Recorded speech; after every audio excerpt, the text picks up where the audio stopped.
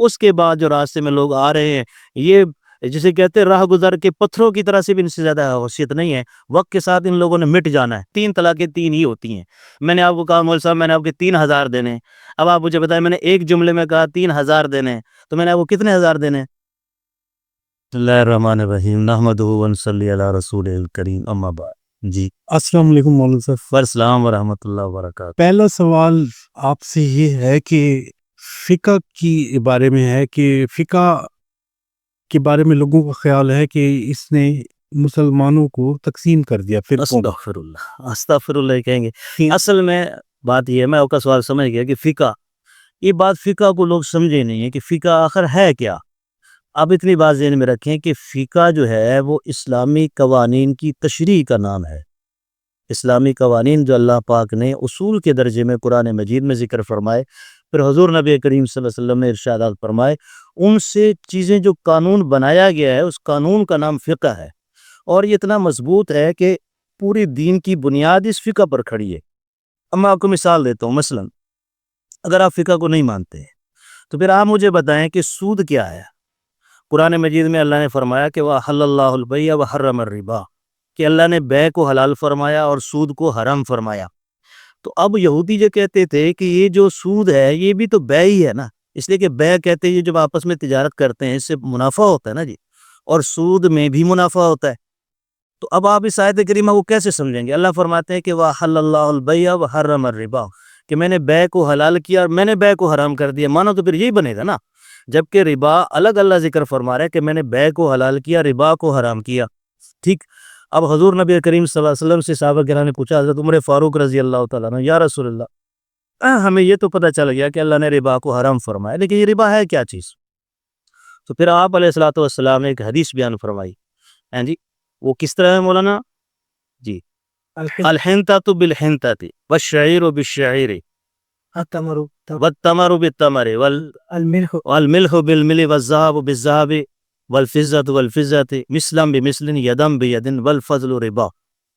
یہاں آپ علیہ السلام نے 6 چیزوں کا ذکر فرمایا کہ گندم کے بدلے میں گندم، جو کے بدلے میں جو، نمک کے بدلے میں نمک، ہیں جی، اور کھجور کے بدلے میں کھجور، سونے کے بدلے میں سونا، چاندی کے بدلے میں چاندی، برابر سرابر بیچو، کمی بیشی ربا ہوگی۔ ٹھیک ہو گیا۔ اب آ جاتے ہیں کہ حضور علیہ الصلوۃ والسلام نے یہ ارشاد فرما دیا، قرآن مجید کا بھی حکم آ گیا ربا، لیکن اب بھی آپ سمجھیں کہ ربا کیا ہے؟ آپ کی سمجھ میں آیا ربا کیا ہے؟ نہیں آیا، صرف اتنا ہی پتہ چلا نا کہ کھجور کے بدلے میں کھجور بیچنی ہے تو برابر سرابر بیچنی ہے، کمی بیشی کیا ہوگی؟ ربا ہوگی۔ اب آپ اس میں مجھے بتا سکتے ہیں کہ آپ میں کیسے میرے پاس 2 کلو کھجور ہے ردی گھٹیا، اور تمہارے پاس 1 کلو کھجور ہے اعلیٰ، لہذا تمہاری 1 کلو میری 2 کلو کے برابر، یہ سود نہیں بنے گا۔ اب آپ اپنی چیزیں نکالنے شروع ہو گئے نا، جبکہ اب یہاں فقہا آتے ہیں، انہوں نے حضور نبی کریم صلی اللہ علیہ وسلم کی اس حدیث پاک کے اندر غور فرمایا کہ آپ نے اس کے اندر اصل میں کس فارمولے کو بیان کیا ہے۔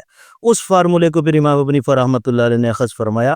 لمبی تفصیل کتابوں میں مختصر بتا دیتا ہوں، وہ فرماتے ہیں کہ اس کے اندر آپ علیہ السلام قدر اور جنس کو بیان فرما رہے ہیں، یعنی اگر جنس ایک ہے، مثلا اب اس حدیث کے اندر جو ہے نا اس کا ذکر نہیں ہے، اپنا مطلب لوہے کا ذکر نہیں ہے، تانبے کا ذکر نہیں ہے، باقی پھلوں کا ذکر نہیں ہے، اور غلے کا ذکر نہیں ہے، تو اب آپ نے وہ بیچنا ہے، تو آیا اب اس کے اندر ربا بنے گا اس طرح کمی زیادتی؟ یہ نہیں بنے گی۔ تو یہ امت پر احسان فرمایا امام ابو حنیفہ رحمۃ اللہ علیہ نے، انہوں نے فرمایا کہ اس حدیث پاک سے ہمارے سامنے 2 چیزیں آئی، ایک جنس اور ایک قدر۔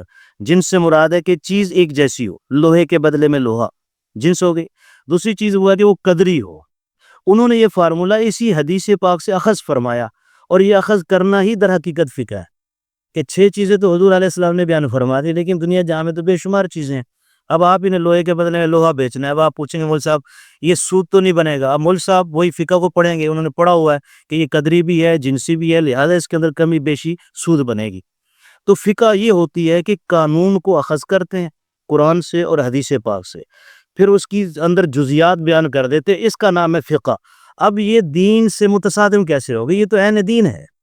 جیسے میں نے اپنے پچھلے کلپ میں بھی عرض کیا تھا کہ مکھی گر گئی کسی کے دودھ میں، تو آپ علیہ السلام نے فرمایا کہ اس کے ایک پر میں شفا ہوتی ہے، ایک میں بیماری ہوتی ہے، بیماری والے پر کو یہ نیچے جھکا دیتی ہے اور شفا والا پر اوپر رکھتی ہے، تو اگر تم نے اس کو استعمال کرنا، اس کو مکمل ڈبو دو۔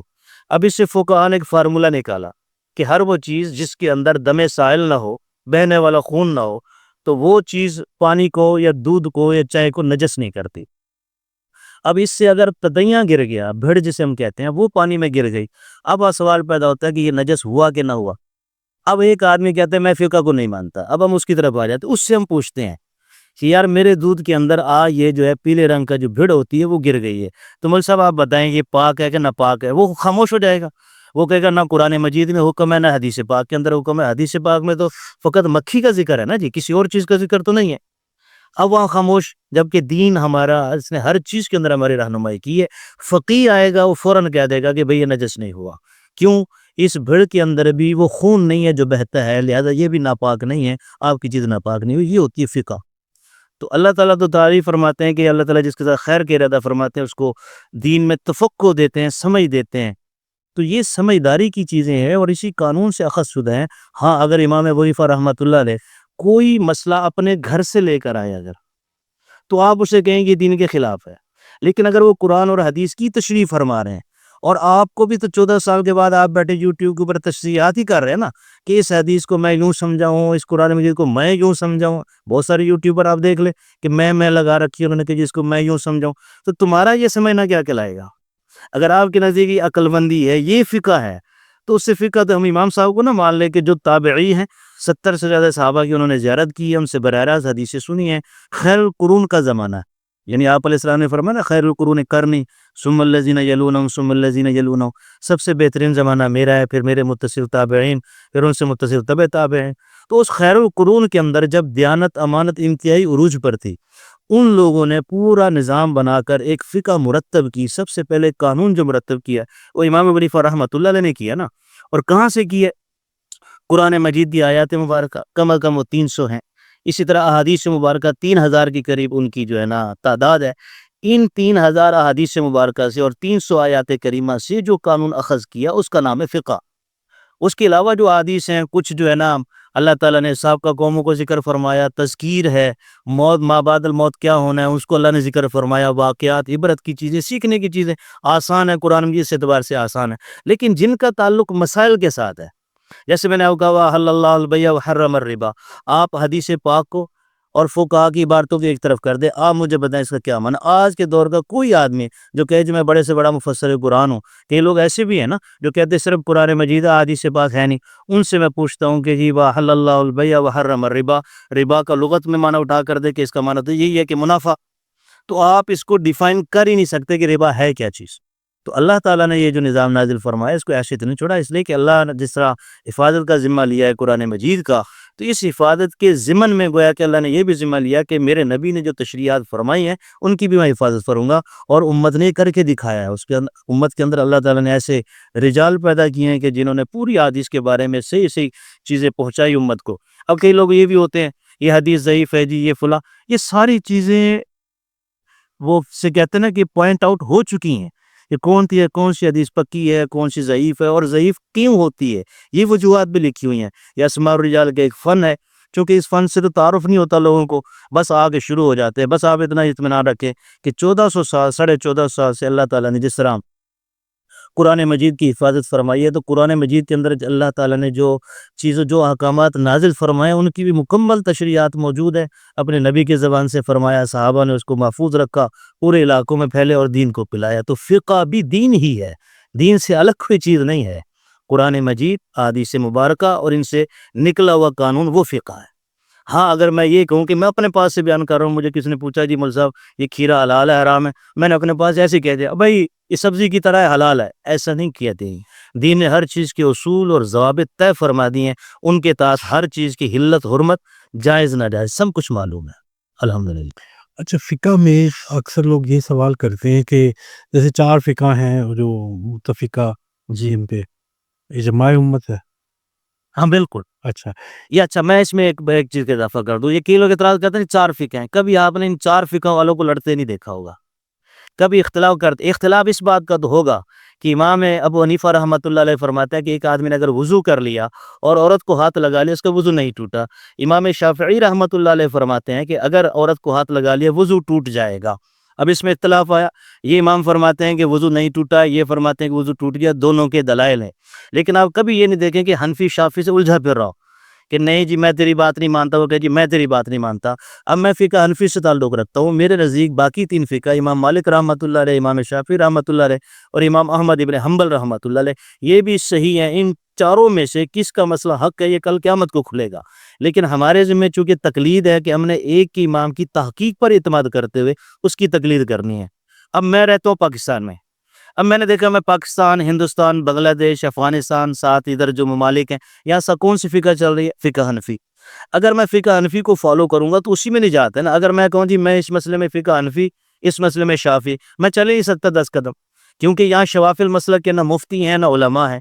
جن ممالک کے اندر فقہ شافعی چل رہی ہے، مجھے یاد ہے ہمارے مدرسے خیر المدارس کے اندر ایک دفعہ حضرت مولانا صدیق صاحب رحمۃ اللہ علیہ شیخ الحدیث، ان سے ایک آدمی پڑھنے آیا ایسے ملک سے جہاں فقہ شافعی چل رہی تھی، تو حضرت نے فرمایا کہ تم ہم سے فقہ حنفی نہ پڑھو، ہم تمہیں فقہ شافعی پڑھائیں گے۔ کیوں؟ تم جس ملک میں جا کے دین کی خدمت کرو گے وہاں لوگ وہاں شوافی رہتے ہیں، شوافی مسلک ہی آپ سے پوچھیں گے۔ اب میں پاکستان میں رہنے والوں سے سوال کرتا ہوں کہ آپ کبھی فقہ حنفی میں چل پڑتے ہیں، کبھی میں رفع دین کرنے آپ فقہ شافعی میں چلے گئے۔ سوال یہ ہے کہ آپ نے فقہ شافعی کی تحقیق کر لی ہے، آپ کو سارے مسائل کا پتہ چل گیا۔ ہمارے یہاں خاندانی نظام نہیں چل سکتا۔ مرد کہے گا جی میں فقہ مالکی سے تعلق رکھتا ہوں، بیوی کہے گی میں فقہ حنفی فقہ حنبلی سے تعلق رکھتی ہوں، مظاہر نظام کیسے چلے گا؟ تو نظام کا چلنا بھی ان فقہ کے ساتھ ہے۔ اللہ تعالیٰ نے تکوینی طور پر پوری دنیا کے اندر گویا کہ علاقے تقسیم ہو گئے، جیسے ہم نے کہا نا کہ بر اعظم ایشیا، یہ بر اعظم افریقہ ہے، یہ بر اعظم یورپ ہے، اسی طرح جہاں جہاں یہ فقہ رائج ہیں اس ملک کے اندر اسی فقہ کو فالو کرنا چاہیے، اسی کی تقلید کرنی چاہیے، اسی کی مسائل ہمارے سامنے آئیں گے۔ آپ نے نکاح کرنا ہے فقہ حنفی کے مطابق کریں گے، آپ کہے جی ابو جی میں نے تو نکاح فقہ شافعی کے مطابق کرنا ہے، تو کہاں سے شوافی کے مسائل رہیں گے؟ آپ نے عید نماز پڑھنے جانا ہے، اب باپ کہتا ہے میں نے فقہ حنفی کے مطابق پڑھنی ہے، بیٹا کہتا ہے میں نے فقہ شافعی کے مطابق کرنی ہے، تو نماز میں جو تکبیرین ہے وہ کیسے کریں گے پھر آپ؟ تو یہ نظام جو ہے نا یہ عوام کو الجھایا جاتا ہے بڑے شدید طریقے سے کہ نعوذ باللہ یہ دیکھو جی 4 فقہ بن گئے، دین تو ایک تھا، اسلام تو ایک تھا، ہم سب مسلمان ہیں، ایک ہے، تو فقہ 4 کیسے؟ یہ ہم دیکھو اسے کہتے ہیں مذہب، یہ ہے ذہاب سے جانے سے چلنے کا راستہ، چلنا دین پر ہے اور چلنا ہے امام ابو حنیفہ رحمۃ اللہ علیہ کی تحقیق پر اعتماد کرتے ہیں، ان کے پیچھے چل رہے ہیں بس۔ اللہ اللہ خیر سر۔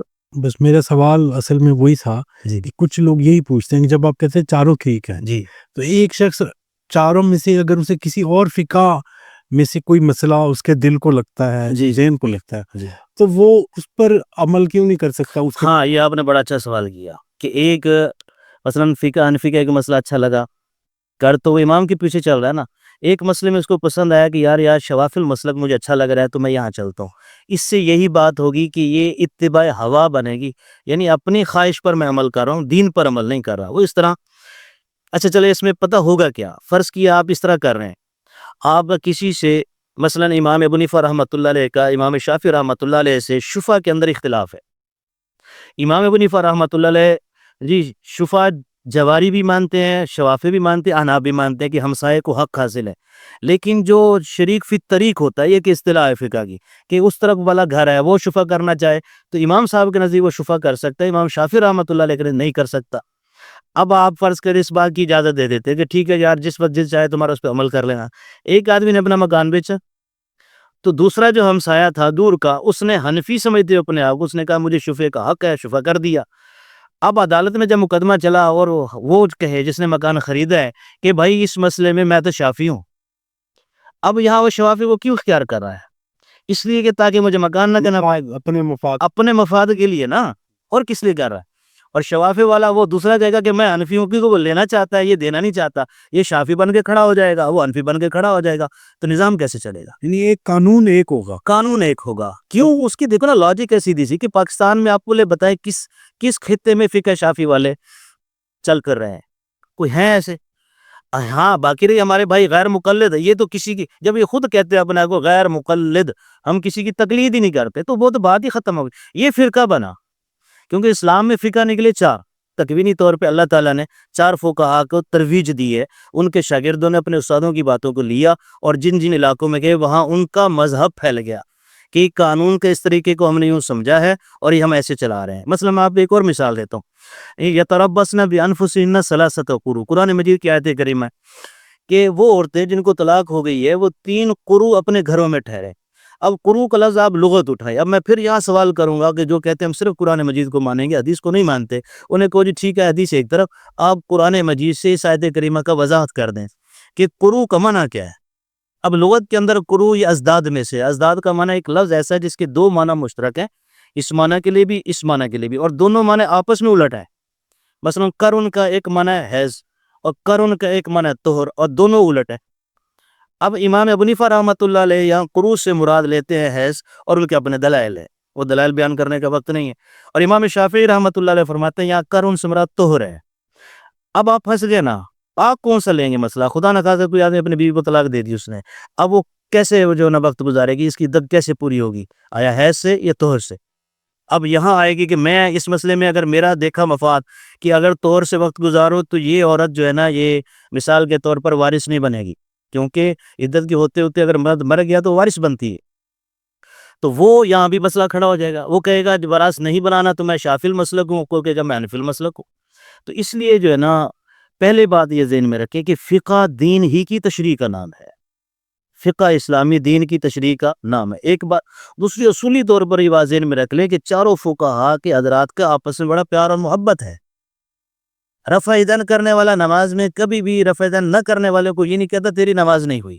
اب اس اختلاف پر بھی بڑے طوفان پڑے ہیں, دیکھیں ہر طرف ویڈیوز پھیلی ہوئی ہیں رفع یدین کرنا ہے نہیں کرنا.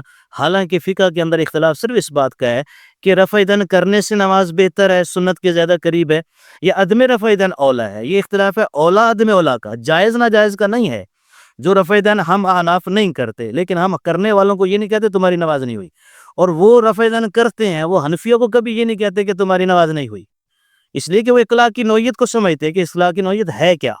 تو اسی طرح آپ سمجھیں کہ یہ چاروں جو ہے مذہب یہ برحق ہیں, اور قرآن مجید کی تشریح کا ہی نام فقہ ہے اور کوئی الگ سے چیز نہیں ہے. اور اللہ تعالیٰ نے تکوینی طور پر ان 4 حضرات کو ترویج دی ہے, نہ 5. اس وقت تو بے شمار مجتہد تھے, لیکن وقت کے ساتھ اللہ نے سب کو ختم کر دیا, سب کے شاگرد بھی ناپید ہو گئے, کتابیں بھی ناپید ہو گئی, فقہا کے اور بھی نام ہوتے تھے. لیکن اب جو نظام چل رہا ہے 1400 سالوں سے, وہ 4 فقہا کے بند ہی اسلام کی تشریح چل رہی ہے, اور انشاءاللہ یہ قیامت تک چلتی رہے گی. اس کے بعد جو راستے میں لوگ آ رہے ہیں یہ جسے کہتے ہیں راہ گزر کے پتھروں کی طرح سے بھی ان سے زیادہ حیثیت نہیں ہے, وقت کے ساتھ ان لوگوں نے مٹ جانا ہے. تو فقہ برقرار رہے گی امام ابو حنیفہ رحمۃ اللہ علیہ کی, امام مالک رحمۃ اللہ علیہ کی, امام شافعی رحمۃ اللہ علیہ کی, اور امام احمد بن حنبل رحمۃ اللہ علیہ. اس کے علاوہ جو بھی کرتے, جو میں نے غیر مقلدین کا نام لیا, ان کی اپنا طرز ہے, وہ جانے, ان کا کام جانے کہ حدیث پر عمل کر کر کے بھی کرتے تو وہ بھی اسی طرح ہے نا. جب حدیثوں کا ٹکراؤ آتا ہے, اپنے مطلب والی لے لی اور دوسرے حدیث کو فوراً کہہ دیا ضعیف ہے. بھئی آپ نے کہا ہے ضعیف ہے, ضعیف کہنے میں یہ تقلید کر رہے ہیں, نہیں بات سمجھے, ضعیف کہنے میں یہ تقلید کر رہے ہیں, اور ویسے کیا کہتے ہیں ہم غیر مقلد ہیں. اس لیے میرے عزیز دین بڑا سیدھا سادہ ہے. اللہ تعالیٰ نے اقیم الصلاۃ کا حکم نازل فرمایا, نبی علیہ السلام نے پڑھ کر دکھلائی, صحابہ نے پڑھی, وہ صحابہ جہاں پھیلے نبی کے طریقوں کو لے گئے, نبی کے طریقے اللہ کو سارے محبوب تھے. اللہ نے بعض راز کو رفع یدین کروا دیا, بعض کو رفع یدین چھڑوا دیا. یا تو یہ کہے رفع یدین کرنے والے کہ حضور نبی کریم صلی اللہ علیہ وسلم نے کبھی بھی نماز رفع یدین کے بغیر نہیں پڑھی, کہہ سکتے ہیں. اگر انہوں نے زندگی میں ایک دفعہ بھی پڑھی, میرے لیے تو بن گئی نا ثبوت, وہ میرے لیے تو ثبوت بن گیا نا. اور خلیفہ اول حضرت ابوبکر صدیق رضی اللہ تعالیٰ عنہ عدم رفع یدین, خلیفہ ثانی حضرت عمر فاروق رضی اللہ تعالیٰ عنہ عدم رفع یدین, حضرت عثمان غنی رضی اللہ تعالیٰ عنہ عدم رفع یدین, حضرت علی کرم اللہ وجہہ عدم رفع یدین. تو میں کیوں نہ ان لوگوں کو فالو کروں؟ تو صحابہ ہی تو میرے لیے سارے معیار حق ہیں. تو صحابہ کو چھوڑ کر حدیث سمجھ نہیں آ سکتی, حدیث کو چھوڑ کر قرآن سمجھ نہیں آ سکتا. اچھا, آپ نے 3 طلاق کا ذکر کیا, تو اسی میں ہی 3 طلاق کا بھی آ جاتا ہے. کریں گے تھوڑا سا خلافی مسئلہ ہے, وہ باقاعدہ دلائل کے ساتھ انشاءاللہ بات کریں گے طلاق کے مسئلے کو بھی. ابھی چھوڑ دیں, 3 طلاقیں 3 ہی ہوتی ہیں. میں نے آپ کو کہا مول صاحب میں نے آپ کے 3000 دینے, اب آپ مجھے بتائیں, میں نے ایک جملے میں کہا 3000 دینے, تو میں نے آپ کو کتنے ہزار دینے؟ 3 ہی دینے. اب 3 یہ کیسے ہو گئے؟ اور جب اگر کہوں خدا نہ خواستہ کوئی آدمی اپنی بیوی کو کہتا ہے کہ میں نے تجھے 3 طلاقیں دی, اب آپ کہتے ہیں ایک ہے. قرآن کے حکم کیوں کہتے ہیں خلاف ہے؟ بس وہ تو دلائل دیں گے نا, کو سامنے بیٹھے پھر ہی مزہ ہے نا جی. ورنہ میں اپنا یوٹیوب پہ بناؤں گا پورا جو ہے نا وہ کر دوں گا, دیکھو جی یہ دلائل ہے, آپ اسے نہ مانے, بعد میں آپ اس کا رد شروع کر دیں گے. بہتر یہ ہے کہ جو لوگ کہتے ہیں 3 طلاق ایک ہوتی ہے, وہ بیٹھ کر آپس میں لائیو مناظرہ کر لیں, اور مناظرہ بھی اصول اور ضابطے والا. کج بیسی والا نہیں، جھگڑے والا نہیں، دلائل کے ساتھ. اور وہ ہونا یہ چاہیے مناظرہ میرے نزدیک، بھئی اس ٹیبل پر میرے دلائل یہ پڑے ہیں، آپ ان کو پرکھ لیں. دوسرا کہے کہ جی میرے دلائل یہ پڑے ہیں، نہ یہ کہ آپس میں بد زبانی بد کلامی ہو. ایسا نہیں ہونا چاہیے. علمی بحث ہے، علمی بحث کر کے آپ ثابت کر دیں کہ یہ 3 طلاقیں ایک ہوتی ہے تو میں مان لوں گا. اگر میں ثابت کر دوں کہ 3 طلاقیں دین کے اندر 3 ہی ہوتی ہیں تو پھر آپ مان اس لیجیے. پہ ایک الگ جو ہے نا یہ الگ ابھی الگ ہونا چاہیے، الگ سے اس کا انشاءاللہ پوری. ویسے میں نے ایک سادہ سی دلیل دی ہے کہ میں نے آپ کو کہا کہ میں نے آپ کے 3,000 روپے دینے ہیں. اب آپ فرمائیں کہ میں نے 3,000 ہی دینے ہیں یا 1,000 دینا ہے. صحیح بات. سیدھی سی بات ہے، لاجک بھی اسی کی قائل ہے. چلو بڑی مہربانی جناب. جزاک اللہ جی، مہربانی. شکریہ. اللہ تعالیٰ آپ کو بھی آباد رکھے. آپ چل آمین.